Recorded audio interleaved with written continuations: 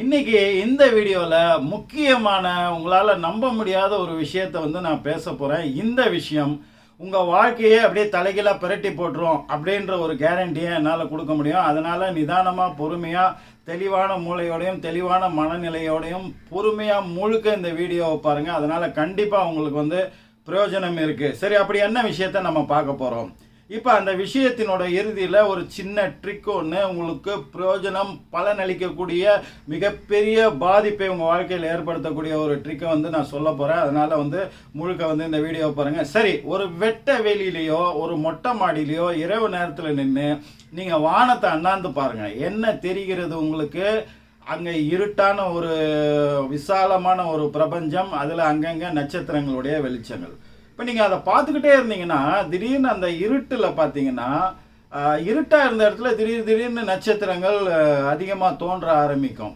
இப்போது நான் ஒரு கேள்வி உங்களை கேட்குறேன். இப்போ நீங்கள் அண்ணாந்து பார்க்கும்போது தெரிகிற பிரபஞ்சம், அந்த காட்சி, அது உண்மையா? அறிவியல் என்ன சொல்லுதுன்னா அது உண்மை இல்லை அப்படின்னு சொல்லுது. என்னங்க சொல்கிறீங்க? நாங்கள் கண்ணால் பார்க்குறோம், கண்ணுக்கு மேலே தெரியுது அது, அப்புறம் எப்படி அது நிஜம் இல்லைன்னு சொல்லுவீங்க? அப்படின்னா ஒரு சின்ன சயின்ஸ், இந்த ஒளி, லைட் அப்படின்றாங்களே, அந்த ஒளியை பற்றி நீங்கள் சின்ன விஷயத்தை தெரிஞ்சுக்கணும். ஏற்கனவே நம்ம அதை பற்றி ஒரு வீடியோவும் போட்டிருக்கோம். இருந்தாலும் ஒரே விஷயம் ஒரே லைனில் நான் முடிச்சிடுறேன். இப்போது லைட்டில் பல கலர்ஸ் இருக்கு இல்லையா? அந்த கலர்கள் ஒன்றுக்கும் ஒரு வேவ் லெங்த், அலை நீளம் இருக்குது. அந்த அலை நீளத்தை பொறுத்து தான் அது நம்ம கண்களை அடைவதற்கான விஷயங்கள் தீர்மானிக்கப்படுது. இப்போ சில கலர்கள் ரொம்ப தூரத்தில் இருந்தால் கூட நம்ம கண்ணுக்கு தெரியும். சில கலர்கள் ரொம்ப கொஞ்சம் கிட்ட இருந்தால் கூட அது கண்ணுக்கு தெரியாது. கொஞ்சம் தூரம் போயிடுச்சுன்னா அது கண்ணுக்கே தெரியாது. இப்போ இதனுடைய அடிப்படையாக வச்சு தான் நமக்கு இந்த ட்ரெயின் பிளாட்ஃபார்ம்லலாம் ரெட்டு, அதே மாதிரி நம்மளோட பஸ்ஸு டிராஃபிக்லலாம் பார்த்திங்கன்னா சிக்னலில் அந்த க்ரீனு, அந்த ரெட்டு, எல்லோ எதுக்கு வச்சுருக்காங்கன்னா எவ்வளோ தூரத்தில் இருந்தோம் அது நம்ம கண்களை அடையும், தெரியணும் அப்படின்றதுக்காக தான். சரி, இப்போது முக்கியமான விஷயத்துக்கு வருவோம். இப்போ நம்ம பார்க்குற காட்சி ஏன் பொய்யானது அப்படின்னா, பொய் இல்லை, அது உண்மை. ஆனால் அது ஏற்கனவே நடந்தது, இப்ப நடந்து கொண்டிருப்பது அல்ல. இந்த பிரபஞ்சத்துல, இந்த உலகத்துல ஒளி இல்லைன்னா, லைட் இல்லைன்னா நம்மளால எதையுமே பார்க்க முடியாது. திடீர்னு கரண்ட் கட் ஆயிடுச்சுன்னா நமக்கு பக்கத்துல என்ன இருக்குன்னே கூட தெரியுது இல்லையா? அப்போ சூரிய வெளிச்சம் இருக்கும்போது பகல்ல எல்லாமே நம்ம கண்ணுக்கு தெரியுது. நைட்ல அந்த மாதிரி லைட்ஸுங்களை போடும்போது தான் நமக்கு எல்லாமே தெரியுது. ஏன் அது எல்லாமே இருட்டாக நம்மளை சுற்றி இருக்கும்போது நம்ம கண்களுக்கு தெரியல? லைட் ஒரு பொருள் மேலே பட்டு ரிஃப்ளெக்ட் ஆகி அது நம்ம கண்களை அடைவதை வச்சு தான் அது என்ன பொருள் என்பதை நம்ம கண்ணும் மூளையும் டிசைட் பண்ணுது. அப்போ அந்த ஒளி ட்ராவல் பண்ணி ஒரு பொருள் மேலே பட்டு அது பயணம் செய்து நம்ம கண்களை அடைவதற்குண்டான நேரம் அப்படின்றது மிக மிக மிக முக்கியமானது. இப்போ எல்லாமே நமக்கு பக்கத்தில் இருக்கனால அது பட்டு உடனே ரிஃப்ளெக்ட் ஆகி நமக்கு வந்துடும். 3 லட்சம் கிலோமீட்டர் ஒரு வினாடிக்கு பயணம் செய்யக்கூடிய கெப்பாசிட்டி உள்ளது லைட். அதனால் ஒரு செகண்ட் 3 லட்சம் கிலோமீட்டர் தள்ளி உள்ளது கூட நமக்கு உடனே அந்த ஒரு செகண்டில் நம்ம கண்களை அடைஞ்சிரும். சரி, அதையும் தாண்டி இருக்கிற விஷயம் என்ன ஆகும் அப்படின்னு கேட்டிங்கன்னா, இப்போ நீங்கள் பார்க்கக்கூடிய நட்சத்திரங்கள் எல்லாம் ஒளி ஆண்டுகள் தூரம் இருக்குது. பல ஒளி ஆண்டுகள் என்ன? இந்த லைட்டு ஒரு செகண்டில் 3 லட்சம் கிலோமீட்டர் ட்ராவல் பண்ணுது. அதே வேகத்தில் 365 நாளும் ரெஸ்ட் எடுக்காமல் ட்ராவல் பண்ணால் எவ்வளவு தூரம் போகுமோ, நம்ம ஸ்க்ரீனில் போடுறோம் பாருங்கள், எவ்வளவு தூரம் போகுமோ அவ்வளவு தூரம் தான் அந்த ஒரு ஒளியாண்டு அப்படின்றது. அப்போ அது பலாயிரம் பல நூறு ஒளியாண்டுகள் தள்ளி இருக்குன்னா அதனுடைய தூரம் எவ்வளோன்னு பாருங்கள். அப்போ அதில் படக்கூடிய அந்த வெளிச்சம், அது உமிழக்கூடிய அந்த லைட்டு நம்ம கண்ணை அடையிறதுக்கு ஒரு செகண்டுக்கு 3 லட்சம் கிலோமீட்டரு இப்போ ட்ராவல் பண்ணி வந்ததுன்னா எத்தனை ஆயிரம் ஆண்டுகள் கழித்து தான் நம்ம கண்ணை அடையும். அப்போ தான் அது பார்க்கறது நம்ம கண்ணுக்கு தெரியும். அப்போது அது ட்ராவல் பண்ணி நம்ம இப்போ கண்ணை அடைந்து நம்ம என்ன பார்க்குறோமோ அது பல்லாயிரம் ஆண்டுகளுக்கு முன்னாடியே, சில நட்சத்திரங்கள் பல லட்சம் ஆண்டுகளுக்கு முன்னாடி. இப்போ நம்ம பூமியில் டைனோசர் வாழ்ந்த காலம், டைனோசர்களை அந்த நட்சத்திரத்தில் உட்காந்து ஒருத்தர் பார்த்தாருன்னா அவருக்கு பைனாகுலர் மூலம் டெலஸ்கோப் மூலமாக பார்த்தாருன்னா அவருக்கு என்ன தெரியும்னா, இங்கே டைனோசர்கள் வாழ்ந்த காலத்தில் மனிதர்களே இல்லாத ஒரு பூமியை பற்றி தான் அவர் அங்கே பார்ப்பார். ஏன்னா அவ்வளவு காலம் அது ட்ராவல் பண்ணி அங்கே போகணும் இல்லையா? அதே மாதிரி நம்ம பார்க்கக்கூடிய காட்சிகளுமே பல்லாயிரம் ஆண்டுகளுக்கு முன்னாடி அங்கே என்ன நிகழ்ந்ததோ பிரபஞ்சத்தில், வானத்தில், அண்டவெளியில், அதுதான் இப்போ வந்து நம்ம கண்களை அடைகிறது. அப்போ நீங்கள் கை சொடுக்கிற நேரத்துக்கு இங்கேருந்து அந்த நட்சத்திரத்தில் போய் உட்காந்துட்டிங்கன்னா இங்கே வந்து பல ஆயிரம், பல லட்சம், பல கோடி ஆண்டுகள் தூரத்தை பொறுத்து அதுக்கு முன்னாடி இங்கே பூமியில் என்ன நடந்ததோ அந்த விஷயந்தான் அங்கே போய் ரீச் ஆகிருக்கும்.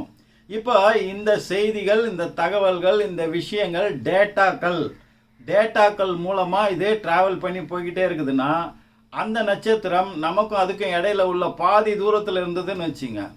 அப்போது அந்த வருடம் ஒரு பாதி வருடமாக ஒரு 10,000 வருடங்களுக்கு முன்னாடி என்ன நடந்ததோ, என்ன நடந்து கொண்டு இருக்கிறதோ பூமியில் அதை பார்க்கும். இன்னும் கொஞ்சம் கிட்ட வந்ததுன்னா ஒரு இப்போ 200, 1000 ஆண்டுகளுக்கு முன்னாடி என்ன நடந்ததோ அது அங்கே உள்ளவங்க அதை பார்ப்பாங்க.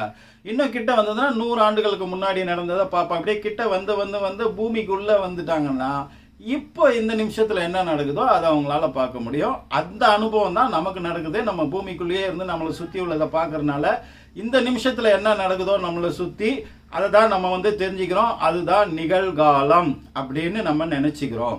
ஆனால் பழைய காலம், இறந்த காலத்திலேருந்து வெளிப்பட்ட, பூமியிலிருந்து வெளிப்பட்ட அந்த தகவல்கள், அந்த டேட்டாக்கள் அது பிரபஞ்சத்தில் மிதந்து கொண்டே இருக்கின்றன. அப்போ எவ்வளவு தூரத்திலேருந்து நம்ம பார்க்குறோமோ அதுக்கு ஏற்ற மாதிரி பழைய கால விஷயங்கள் நம்மளால் பார்க்க முடியும். அது ஒளி பயணப்படக்கூடிய இந்த 3 லட்சம் கிலோமீட்டர் பெர் செகண்டை கிராஸ் பண்ணி நம்ம போகக்கூடிய வேகத்தை நம்ம அடைஞ்சோன்னா, இப்போ அந்த வேகத்தை ஐன்ஸ்டீன் போன்றவர்கள் சில விஷயங்களை கண்டுபிடிச்சவொன்னு தான் தெரியுது. இந்த 3D வேர்ல்டில், இந்த பிரபஞ்சத்தில் நாம் பார்க்குற இந்த அண்ட வெளியில் ஒளியின் வேகத்தை மிஞ்சக்கூடிய, அதாவது ஸ்பீட் ஆஃப் லைட்டை மிஞ்சக்கூடிய ஒரு விஷயம் இங்கே நடக்காது. எல்லாமே அந்த ஸ்பீடுக்குள்ளே தான் ட்ராவல் பண்ணுது. இப்போ சூரியன்லேருந்து நம்ம பூமிக்கு அந்த லைட் எனர்ஜி வருது இல்லையா, இது அங்கே உருவான உடனே அடுத்த செகண்டில் நம்மளை வந்து சேரல. சில நிமிடங்கள் கழித்து தான் அது பூமியை வந்து அடையுது. அப்போ நம்ம பார்க்குற சூரியன் சில நிமிடங்களுக்கு முன்னால் இருந்த சூரியன். நம்ம இப்போ சூரியன் என்ன இருக்கோ அதை நம்ம பார்க்கல, ஆனால் அதை நம்ம நம்பி தான் ஆகணும். ஆனால் நம்ம கண்களுக்கு இப்போ உங்களுக்கு புரியுதா? கொஞ்சம் ரொம்ப குழப்புற மாதிரி இருக்குல்ல. நம்ம பார்க்கக்கூடிய எதுவுமே நிஜம் கிடையாது. இறந்த காலத்தில் நடந்த விஷயங்களை தான் இப்போ நம்ம பார்த்துட்ருக்கோம். இப்போ ஒரு சேட்டலைட், இப்போ ஜேம்ஸ் வெப் டெலஸ்கோப்லாம் அமைச்சிருக்காங்க. இதெல்லாம் அந்த செகண்டில் வந்து அங்கே என்ன நடக்குதுன்றத நமக்கு ஒளியின் வேகத்தை விட அதிகமான ஸ்பீட்லேயோ இல்லை மிக விரைவாகவோ அந்த சூரியனுடைய வெளிச்சம் வந்து சேரத்துக்கு முன்னாடியே தகவல் வந்து நமக்கு வந்து சேரும் பொழுது அடுத்து என்ன அங்கே நிகழப்போகுது, அப்போ ஒரு விஷயம் அங்கே உருவாகிக்கிட்டு இருக்குன்னா அது எதை நோக்கி உருவாகிறது, அதுக்கப்புறம் என்ன நடக்கும், ஒரு நாள் கழிச்சு என்ன நடக்கும், ஒரு வாரம், ஒரு மாதம், ஒரு வருடம் கழிச்சு என்ன நடக்கும்ன்றத இவங்க அனலைஸ் பண்ணி எதிர்காலத்தில் நடக்க போகிறத நம்ம இங்கே அனலைஸ் பண்ணுறோம் இல்லையா. அப்போ எதிர்காலத்தை நம்ம விஷுவல் பண்ணுறோம் இல்லையா. என்ன ஜோசியன்றது ஞாபகம் வருதுங்களா? ஒருவேளை அதெல்லாம் இங்கேருந்து வந்திருக்கலாம். அந்த ஆராய்ச்சிக்குள்ளே நம்ம போக வேண்டாம், அறிவியல்லையே நம்ம பார்ப்போம். அப்போ எதிர்காலத்தில் என்ன நிகழ்வுகள் நடக்கும், இறந்த காலத்தில் என்ன நடந்தது, எல்லா தகவல்களுமே இறந்த காலம், நிகழ்காலம், எதிர்காலம், எல்லா காலங்களுடைய டேட்டாவும் இந்த அண்டவெளியில் பரவி கிடக்குதுன்ற அளவில் நீங்கள் புரிஞ்சுக்கிங்க. ரொம்ப ரொம்ப மேலோட்டமாக நம்ம சொல்லியிருக்கோம். இப்போ ஆகாஷிக் ரெக்கார்ட்ஸ் லா ஆஃப் அட்ராக்ஷனில் சொல்கிறாங்க. ஆகாஷிக் ரெக்கார்ட்ஸ்னா ஆகாய பேரேடு. எல்லா விஷயமும் இறந்த காலம், நிகழ்காலம், எதிர்காலத்தை பற்றின அத்தனை விஷயங்களும் தகவல்களும் எல்லாமே அந்த ஒரு பெரிய ஒரு புக் ஆஃப் ரெக்கார்ட்ஸ் மாதிரி அங்கே வந்து பதிவு செய்யப்படுகிறது அப்படின்றது சொல்கிறாங்க. சயின்ஸு சொல்கிறதும் ஏறக்குறைய அதை நோக்கி தான் போய்கிட்டு இருக்குது. எல்லா டேட்டாஸ் எங்கே இருக்குன்னா எவ்வளோ டிஸ்டன்ஸுக்கு எவ்வளோ ஸ்பீடில் போய் நம்ம அங்கே உட்காந்துட்டு அங்கேருந்து அனலைஸ் பண்ணுறோம். இப்போ நம்ம இப்படி கை சொடுக்கிற நேரத்துக்கு அந்த நட்சத்திரத்துக்கு போயிட்டு அங்கேருந்து திரும்பி வரோன்னு வச்சுங்க. நம்ம பையனுக்கு 20 வயசு ஆகுது, நமக்கு ஒரு 40 இல்லை 45, 50 வயசு ஆகுதுன்னு வச்சுங்க. நமக்கு ஒரு 50 வயசு ஆகுது, நம்ம பையனுக்கு 20 வயசு ஆகுது. அவனை விட்டுட்டு ஒரு குறிப்பிட்ட டிஸ்டன்ஸ் நீங்கள் போய்கிட்டு ஒரு மணி நேரம் போயிட்டு 1 மணி நேரத்தில் நீங்கள் திரும்பி வர முடியும் என்றால் உங்கள் பையனுக்கு 60 வயசு ஆகிருக்கும், உங்களுக்கு 40 இல்லை 50 வயசுனா 51 வயசு தான் உங்களுக்கு ஆகிருக்கும். அப்போ உங்கள் பையனுக்கு அதிகமான வயசு ஆகிருக்கும். என்ன சார் குழப்பறீங்கன்றீங்களா? அப்போ உங்கள் பையனுக்கு ஆனால் அந்த 40 வருடத்தை அவர் கடந்து எதிர்காலத்துக்கு போயிட்டார் இல்லையா, ஆனால் நீங்கள் 1 வருடம் தான் கடந்திருப்பீங்க. அப்படின்னா என்ன அர்த்தம்னா நீங்கள் எதிர்காலத்துக்கு வந்துட்டீங்கன்னு அர்த்தம். அந்த எதிர்காலத்துக்கு வந்துட்டு திரும்பவும் அதே மாதிரி ஒளியின் வேகத்தில் மிஞ்சக்கூடிய அளவுக்கு ஒரு விஷயத்தை நீங்கள் பண்ணிட்டு வரும்போது திரும்ப இறந்த காலத்துக்கு போக முடியும். இதுதான் டைம் ட்ராவல்ன்றாங்க. இது ப்ராக்டிக்கலாக முடியுமான்னு கேட்டிங்கன்னா இது வந்து ப்ராக்டிக்கலாக முடியாது. ஃபிசிக்கல் ஃபினாமினாவை வச்சு இது முடியாது. ஆனால் மென்டல் ஃபினாமினா, நான் ஃபிசிக்கல் ஃபினாமினான்னு ஒன்று இருக்குங்க. அந்த நான் ஃபிசிக்கல் ஃபினாமினாவில் அது முடியும். நான் ஃபிசிக்கல் ஃபினாமினானா என்ன? சிந்தனா சக்தி.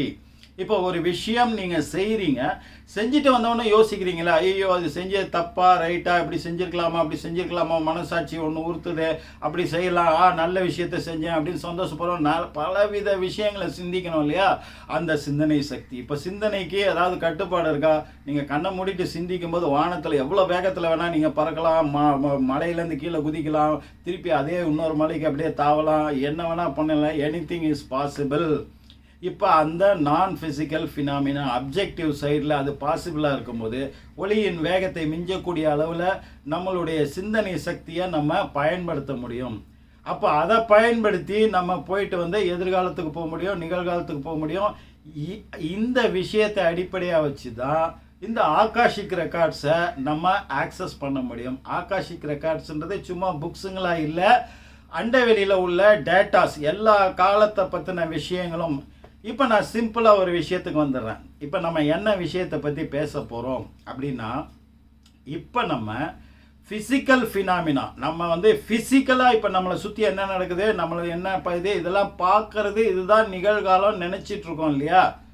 Right, okay. ஆனால் அந்த நட்சத்திரத்தில் இருக்கிறவங்களுக்கு நம்ம எதிர்காலம் நம்ம தெரிய மாட்டோம். நம்மளுடைய இறந்த காலம் நம்ம 10,000 20,000 1,00,000 ஆண்டுகளுக்கு முன்னாடி உள்ள விஷயம் மட்டும்தான் அவங்களுக்கு தெரியும். ஆனால் இந்த எதிர்காலம் என்பது நிஜம். அதில் நம்ம வந்து இப்போ நிகழ்காலமாக நம்ம வாழ்ந்துட்டு இருக்கோம் இல்லையா? அது அவங்களுக்கு தெரியாது இல்லையா? அதே மாதிரி நமக்கும் அதே மாதிரி தெரியாத விஷயங்கள் இருக்குது. அதை ஆக்சஸ் பண்ணுறது எப்படி? அப்போ நம்ம இறந்த காலத்தில் வாழ்ந்து கொண்டு இருக்கிறோம். நான் ஃபிசிக்கல் ஃபினாமினா அப்ஜெக்டிவ் சைடில் சிந்தனை, அந்த உலகம் ஒன்று இருக்கு இல்லையா? அந்த உலகத்தில் நம்ம இறந்த காலத்தில் வாழ்ந்து கொண்டிருக்கிறோம். நம்மளுடைய எதிர்காலம் என்பது என்னென்னா இப்போ நடந்துட்டுருக்கு இல்லையா? அந்த ஃபிசிக்கல் ஃபினாமினா. அப்போ நீங்கள் ஒரு விஷயத்தை நடக்கணும் அப்படின்னு நீங்கள் நினச்சிட்டிங்கன்னா அது வந்து நீங்கள் இறந்த காலத்தில் நடக்கணும்னு நினைக்கிறீங்கன்னு அர்த்தம். அது வந்து நிகழ்காலத்தில் அது நிஜமாகவே நடக்குது, அது நடந்துருது. ஆனால் நம்ம இறந்த காலத்தில் இருக்கிறனால அதை ரியலைஸ் பண்ண முடியலை. நம்ம இந்த இறந்த காலத்திலேயே ட்ராவல் பண்ணி அதை ரீச் ஆகும்போது அது நமக்கு கிடைக்கும் போது அப்போவும் நம்ம இறந்த காலத்திலேயே தான் இருப்போம். அங்கே நிகழ்காலம்ன்றது ஒன்று வேற.